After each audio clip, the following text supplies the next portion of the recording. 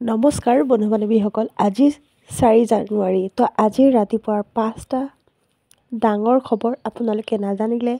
পৰিব পাৰে বিপদত তো আমাৰ মুখ্যমন্ত্ৰী ডাঙৰীয়াৰ প্ৰতিবেদনখিনি আপোনালোকে ভালদৰে শুনি লওক যে আমি অৰুণোদয় আঁচনিৰ কলেবৰ বৃদ্ধি কৰিম আজি আপোনালোকক মই জনাব বিচাৰিছো যে আমাৰ ৰাজ্যত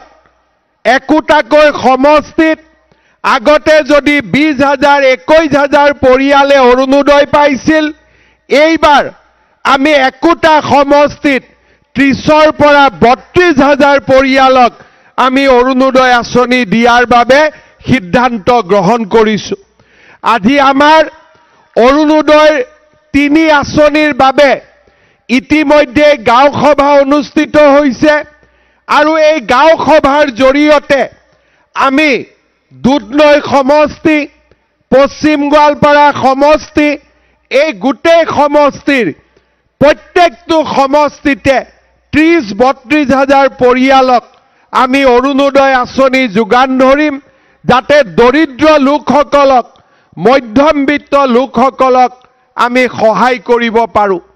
দৰিদ্ৰতাৰ বিৰুদ্ধে আমাৰ যি যুঁজ এই যুঁজত আজি আমি আমাৰ ৰেশন কাৰ্ডখনক এটা নতুন অস্ত্ৰ হিচাপে ব্যৱহাৰ কৰিব খুজিছো যি পৰিয়ালত ৰেশন কাৰ্ড আছে সেই পৰিয়াললৈ অৰুণোদয় যি পৰিয়ালত ৰেশন কাৰ্ড আছে সেই পৰিয়াললৈ বছৰি 5 লাখ টকাৰ বিনামূলীয়াকৈ চিকিৎসা